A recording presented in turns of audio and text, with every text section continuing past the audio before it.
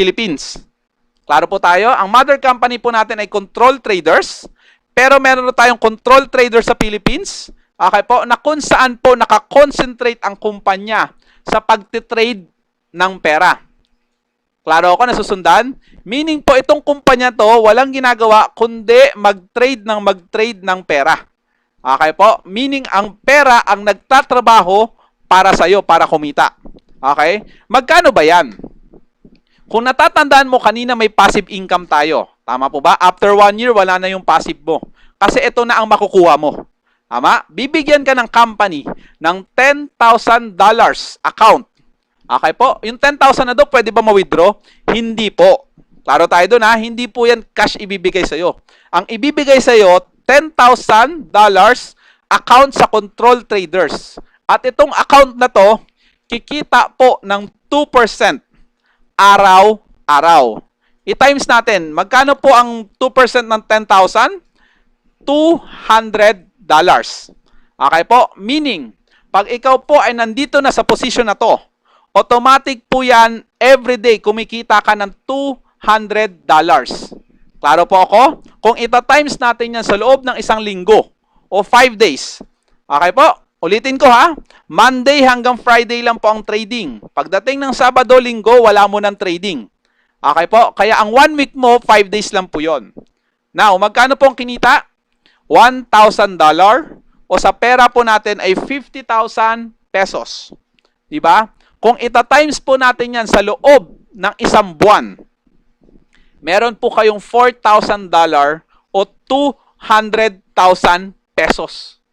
Yan po ay monthly. Diba? Kung ikaw po ay matagal na sa mundo ng networking, I'm sure alam nyo na ang kumikita po sa ibang company o sa ibang multi-level marketing, pag ikaw po ay kumikita ng 200,000 doon, isa ka na po sa mga top earner. Tama po ba? Yun yung kagandahan. Sa atin po, third rewards pa lang ang pinag-uusapan natin. Klaro po ako? Ito po ay bigay lang ng kumpanya sa'yo dahil nakarating ka sa posisyon na to. At ang kagandahan po nito, may mas malaki pa na rewards na makukuha sa'yo.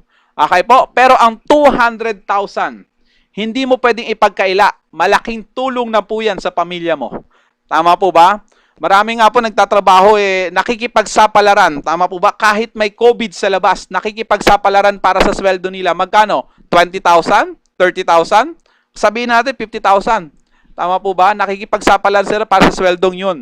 Dito po sa Control Traders, pag nandito ka sa third rewards na to, okay po, o sa position na to, automatic po yan sa ayaw at gusto mo, may monthly ka ng 200,000 pesos. Diba? Maliban sa bago mong sasakyan, maliban sa 2 milyon mo, meron ka pang monthly na income. Tama? Kung ikaw naman yung taong wala naman masyadong ginagastos, I'm sure ang 200,000 hindi mo mauubos yan sa loob ng isang buwan. Tama po ba? Malaki na siguro ang 50,000. E di itabi mo yung 150,000. Ganun kadali lang po, di ba? May 2 milyon ka pa.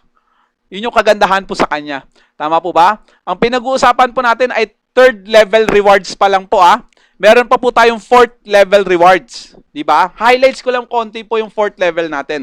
Sa fourth level rewards po natin, oras na makarating po kayo doon, ang ibibigay sa inyo, brand new na condo unit. Ito po ay under construction na po sa Cubao. Klaro tayo doon?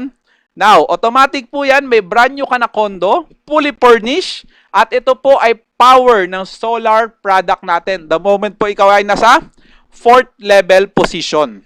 Okay po ba yon? Yes, okay na okay po yon. At meron pa po kayong brand new na BMW C4 or Series 2. Kasi ako ang tatanungin, C4 yung kukunin ko Di ba? Bigay lang po yan doon sa fourth position natin, sa fourth rewards natin. Di ba? Pag makarating ka sa fifth position natin o sa fifth rewards natin, alam mo magkano? Bibigyan po kayo ng 30 million na house and lot. Di ba? Kung ikaw po yung tipong may asawa na o may pamilya na, nangangarap ng sarili mong bahay, ito po ang pagkakataon mo. All you have to do, trabahuhin lang po si Control New Life. Nasa pioneering stage po tayo. Ang laki po ng market natin. Tama? Ang dami po may invite. Kailan bang kailangan mo? 4 lang po. Tama? 4 lang ng 4 lang po yan. Di ba? The moment po na marating mo ang 5th, meron kang sarili mong bahay. Ito pong bahay na to, 30 million to, ang kailangan mo lang mga 500 square meters na lupa. Kung ikaw ay nasa probinsya, doon mo gustong itayo, pwede. Kung ikaw po ay dito sa Luzon, pwede dito. Depende po sa iyo kung saan mo gusto patayuin yung bahay. Ngayon, ito po ay 30 million worth na bahay. Fully furnished po to at powered po ng solar product natin. Isipin mo yun. Tama po ba? Wala ka nang iisipin kuryente o Meralco bill. Diba? Bakit? Ikaw po ay power ng solar product. Magkaroon ng brownout doon sa probinsya mo o dito sa kung saan man gusto mo itayo, ikaw po ay may ilaw. Tama po ba? Bakit? Naka-solar product eh. Yun yung kagandahan sa kanya. Tama? At marami pa pong binibigay dito. Meron pa po dito binibigay na Range Rover o kaya Porsche. Tama po ba? So, puputulin ko po dito sa third level muna. Tama? Para manamnam nyo, para maisip nyo muna, ang laki po ng, di ba, opportunity na binibigay ni Control New Life. Tama po? Now, ito po ang tanong na iba. JR, sabi mo nagbibigay sila ng sport car. Tama po ba? Porsche. Nagbibigay sila ng Range Rover. Mga million po yan sa sasakyan na yan. Tama po ba? Nagbibigay sila ng worth 30 million na house and lot. Tama po ba? Hindi kaya ma-overpay out ang kumpanya. Tama? Now, ito pong good news sa atin. Ang company po ay sobrang transparent. Ipinakita niya po sa atin kung ano o magkano ang income nila. Tama po ba? At ito naman ang advantage. Kasi kung alam mo na ang kumpanya mo ay kumikita, tama po ba? Ibig sabihin, tatagal siya. Diba? Mahirap po kasi pag ang company mo hindi na pala kumikita. Habang lumalaki ang grupo nyo, yung company pala palit ng palit ang income. Diba? Sa atin po, kung makikita mo sa first level pa lang, okay po, nung nakapunta sa hybrid, meron po silang 10% na income. Ano po ibig sabihin? Yung first level mo, di ba apat po yon? Ang income po ng company doon ay 10% o $50 nung nakapunta sa hybrid unilevel. Okay po, magkano yon? $200. Di ba ang second level mo, pagpunta ng hybrid unilevel, kumita ulit ang kumpanya, 10%. Ilan po ang tao mo sa second level? 16 katao. Ibig sabihin po, $100 bawat isa. Kaya po magtototal ng $1,600. Tama po? Third level mo, ilan po ang tao sa third level? 64 katao. Pero ang company po ay kumita na ng 52%. Now, ibig sabihin po, 1,300 bawat isa. Dollar po yan ha. Times mo sa 64, that's is total of $83,200. Diba? Pagdating po ng fourth level, ito sinasabi ko magkakaroon ka ng condo mo. Sarili mong condo, fully furnished na, meron pang solar product. Tama po ba? Bibigyan ka pa ng BMW dyan. Magkano ang income ng company dyan? $2,950. Now, ilang tao po yun? 256. Paano nangyari? 64 times mo sa apat, total ng 256 katao. Magkano ang income ng company? $755,200. Now, sa fifth level po, mas malaki na ang income, 60% na po.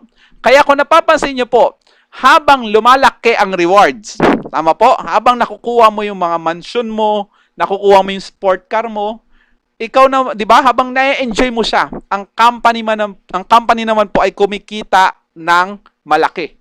Which is good news po 'yon para sa atin. Bakit? Pag ang company po ay hindi na kumita, sigurado hindi na tayo magkikita-kita. Tama po? Kaya napakaganda po nito. Bakit? Transparent po ang kumpanya. 8th level pa lang po pinag-uusapan natin. Wala pa yung 9th level, wala pa yung 10th level. Pero dito po, billion na o trillion na po ang kinikita ng kumpanya. Tama po ba? Siyempre tayo, tuloy-tuloy yung rewards natin. Yun naman ang malaga. Diba? Yun yung kagandahan sa kanya. Okay po? Now, ang tanong na iba, okay JR, paano ba ako magiging member dyan? Simpleng-simple lang po. Kung ikaw po ay may idea na about cryptocurrency o Bitcoin, pwede ka mag-member gamit po si coins.ph, si blockchain o si Abra. Okay po? Through cryptocurrency ka magbabayad. Kung ikaw naman po ay wala pang idea sa cryptocurrency, pwede po through Visa o debit card. Pwede rin po credit card. Okay po? Pwedeng debit or credit. Tingnan niyo po to. Ang company po ay open sa debit at credit card. Alam niyo po ba ang isang kumpanya na fly-by-night na kumpanya ay hindi po yan magbibigay. Tama po ba? Hindi sila tatanggap ng credit or debit card. Bakit? Ito po kasi ay may history transaction. Meaning po, madaling matrace to pag nasa Pilipinas ka, NBI. Tama po? Pag sa ibang bansa naman po, FBI. So, madali nila matrace pag ang company mo ay fly-by-night na kumpanya. Pero dito po, napapatunayan pa lang natin na ang company po natin ay legal talaga at pangmatagalan talaga. Tama po? Bakit? Open sila sa debit at credit card. Yun yung kagandahan. Now, paano naman po ang payout? Sa ngayon po, ang payout natin through cryptocurrency o Bitcoin.